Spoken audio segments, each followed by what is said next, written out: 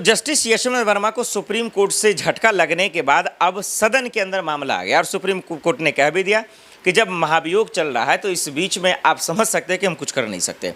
यानी कि अब महाभियोग जो आएगा तो जस्टिस यशवंत वर्मा को पद छोड़ना पड़ेगा और जस्टिस यशवंत वर्मा को पद से बड़ी मोहब्बत है, उनको कुर्सी से बहुत लगाव है।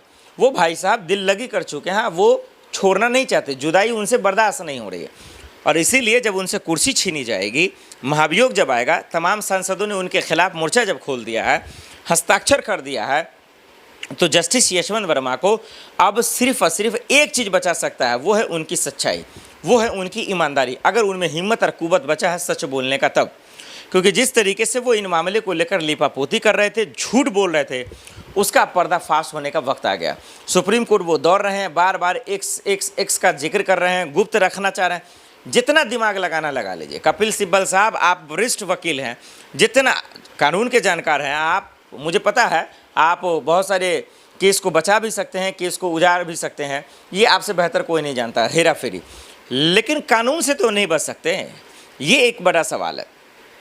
तो जिस तरीके से याचिका पे याचिका दायर की जा रही है, दूसरी याचिका दायर की जा चुकी है और बेंच पे बेंच बन रहा है, तो इस लिहाज से सुप्रीम कोर्ट ने साफ शब्दों में कहा कि मामला जब सदन के अंदर चल रहा है और सदन की प्रक्रिया चल भी रही है, महाभियोग लाने की तैयारी हो रही है, इस बीच में फैसला सुनाना बड़ी मुश्किल हो जाएगा सुनवाई।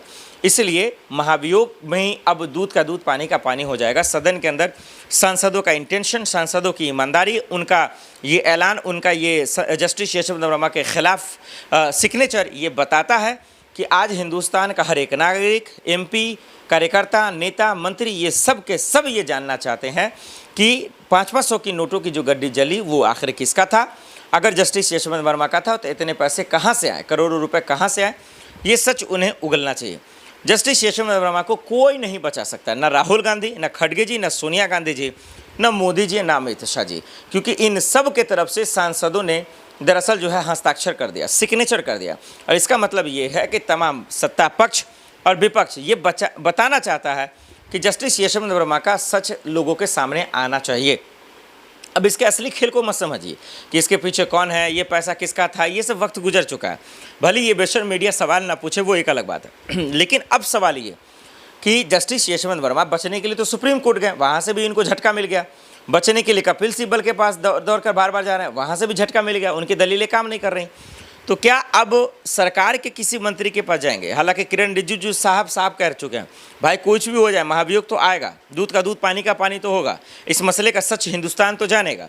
तो मोदी के मंत्री भी पूरी तरीके से जो एग्रेशन में है, पूरी तरीके से जागरूक है।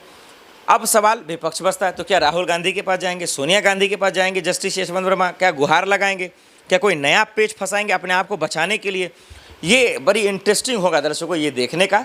हालांकि सदन के अंदर अभी ऑपरेशन सिंदूर और बिहार, जिस तरीके से बिहार चुनाव से पहले चुनाव आयोग ने SIR का एक मुहिम छेड़ा जो सर्वे करा रही है, उसको लेकर घमासान मच रहा है। सदन परिसर के अंदर और बाहर दोनों तरफ प्रोटेस्ट लगातार हो रहे हैं, पूरी दिल्ली में प्रोटेस्ट हो रहे हैं।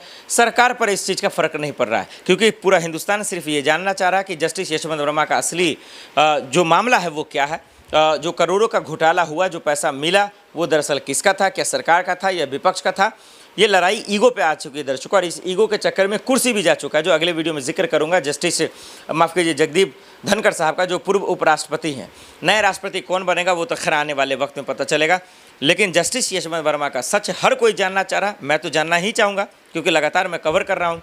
आप दर्शकों को क्या लग रहा है कि जस्टिस यशवंत वर्मा अपने आप को बचाने के लिए बार बार जो सुप्रीम कोर्ट और तमाम जो हवाला दे रहे हैं, क्या ये बुनियादी है या गैर बुनियादी? हमें कमेंट कर ज़रूर बताइएगा। और इस मसले पर जस्टिस यशवंत वर्मा क्या जेल जाएंगे, हमें कमेंट कर ज़रूर बताइएगा।